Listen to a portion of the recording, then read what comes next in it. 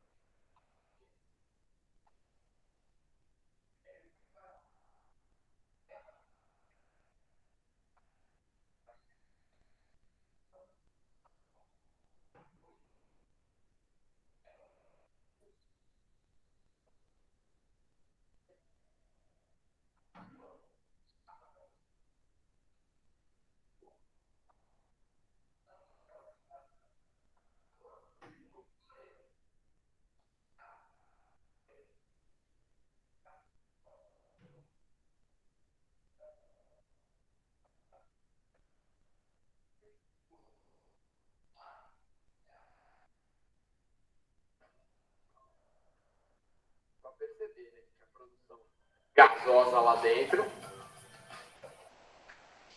o gasosa, conhecido por sua colocação, que é frear da explosão,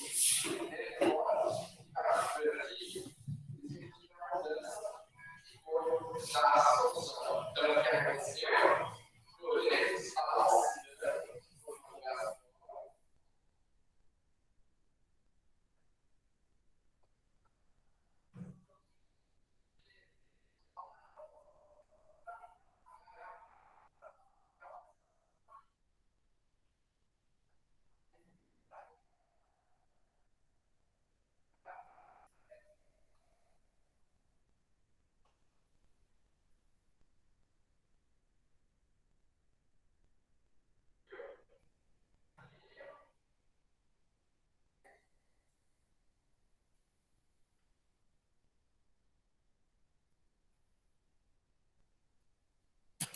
Então é isso aí, gente, né? Esse experimento, vamos voltar lá, retomar. Ele fez lá com a solução aquosa do sal de cozinha. E aí ele viu o quê? Né? Se você olhar lá para a fila de reatividade, né? Ele tinha Na mais Cl menos, certo? Vou pegar a caneta aqui. Ele tinha Na mais e Cl menos, certo? Então, olhando aqui para a fila de reatividade, o Na, metal alcalino, ele não descarrega com facilidade. Então, quem vai descarregar, quem vai sofrer redução? Hidrogênio. Então, vai produzir hidrogênio, gás hidrogênio. E o cloreto, ele já se descarrega com maior facilidade. Então, quem vai oxidar é o cloreto, né? Então, ele vai formar o gás cloro. Ele diminui de -1 para 0. Então, é o que aconteceu aqui na reação, né? O que está explicando aqui, né? Qual a facilidade de descarga, né? A migração dos íons, aonde ele vai, se vai para o cátodo, para o ânodo, e a reação que ocorre. Então, a reação de preferência aqui é a formação do hidrogênio e a formação do cloro. E o que sobra é o Na mais e o OH menos. Então, se ele pegar e evaporar com a solução, ele vai obter a soda cáustica, tá? Que ele precipita a soda cáustica. Então, a eletrólise da solução de cloreto de sódio é um processo que permite obter a soda cáustica.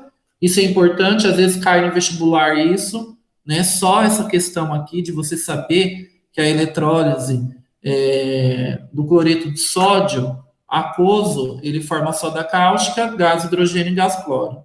Tá? Essa é a informação mais importante.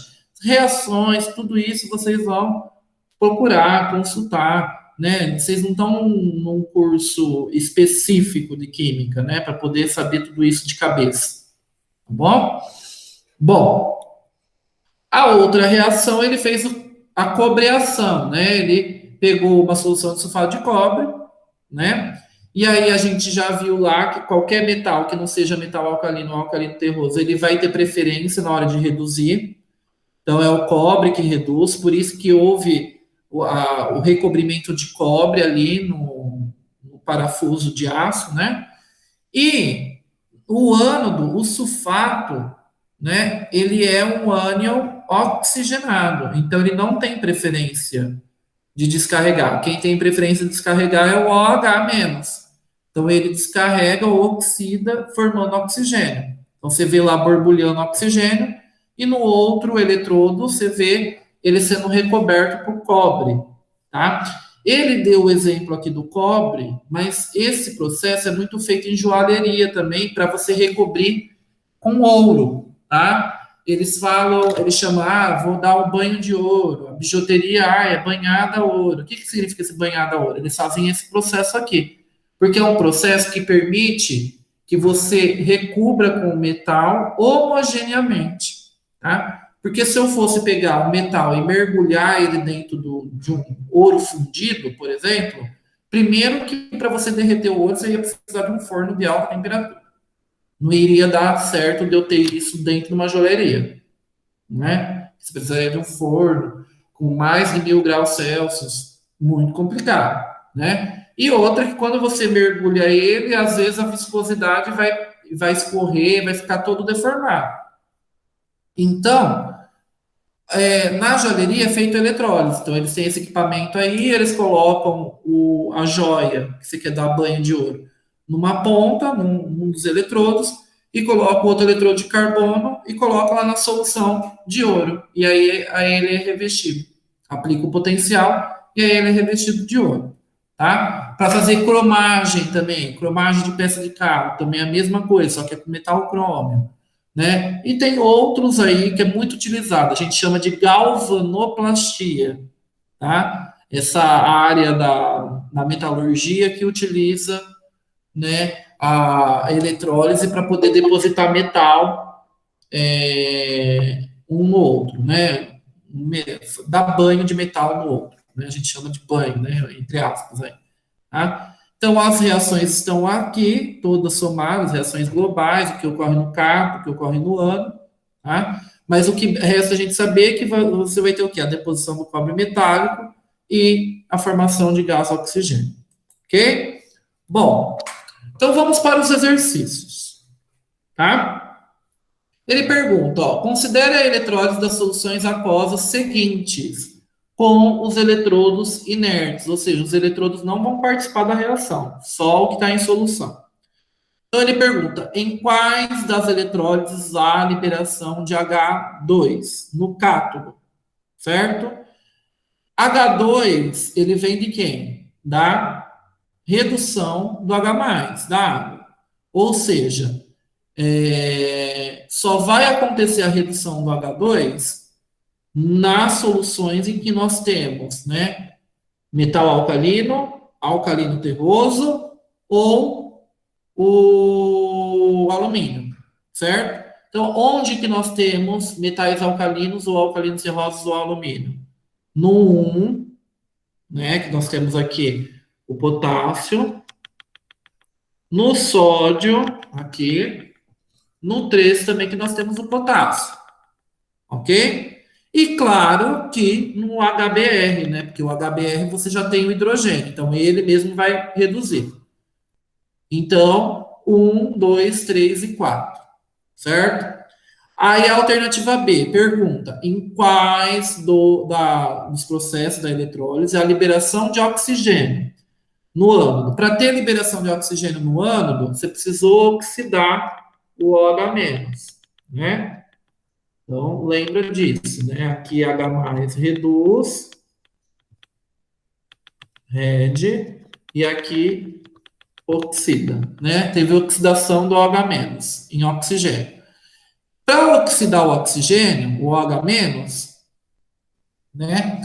Ele precisa estar presente ali, soluções em que tenha átomos ânions oxigenados, né? Ou o fluoreto, né? Então, onde tem ânions oxigenados aqui, ó?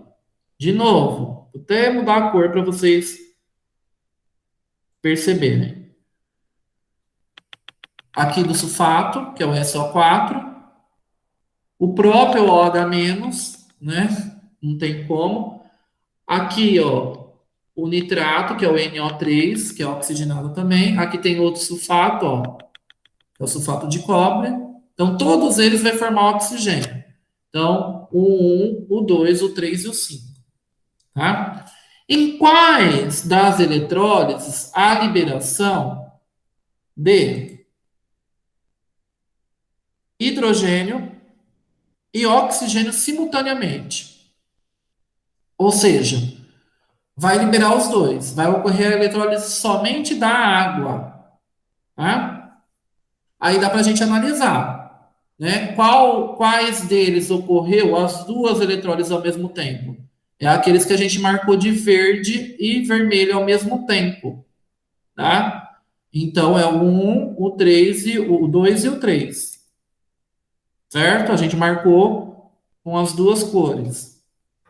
E em quais das eletrólises não ocorre nem liberação do H2 e nem do oxigênio? É aquele que a gente não marcou, né? Que é o cloreto de níquel, que é o 4, certo? Bom, exercício 3. Na eletrólise de uma solução aquosa de sulfato de sódio, quais produtos serão obtidos no polo positivo e negativo desse processo? Equacione as reações envolvidas, somando-as em seguida para a obtenção da equação global pela representação que representa esse eletrônico. Aí a gente tem que consultar a reação. O que nós precisamos saber aqui, né? Eu tenho Na2SO4. Tá? Qual que é a prioridade de redução e oxidação? Quem que vai descarregar no eletrônico, né? Então, aqui nós temos Na+, e sulfato 2-, certo? E nós temos também da água H+, e o OH-. Então, vamos ver, né? Em relação ao H+, quem tem maior facilidade para descarregar? O sódio ou o H+? O H+, certo? Por quê? O sódio é metal alcalino, lembra? Ó, metal alcalino, alcalino terroso e alumínio. Eles não descarregam com facilidade. Quem descarrega com facilidade é o H+, certo? E aí eu tenho sulfato e OH-. Quem que descarrega com maior facilidade? Né? O OH-.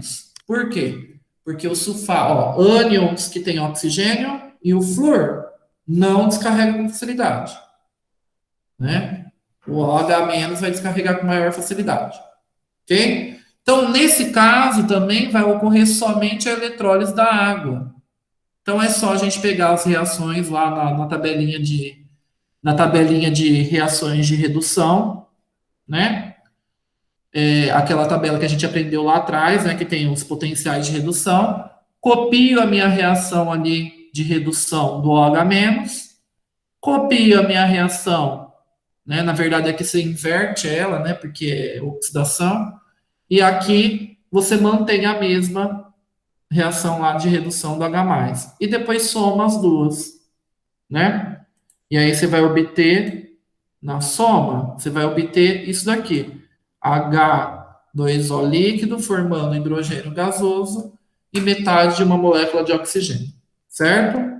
Então vocês têm as tarefas mínimas para estar fazendo lá no plural e tem essas atividades aqui para estar mandando a foto, ok? Então eu vou desligar aqui a reunião, só um minuto.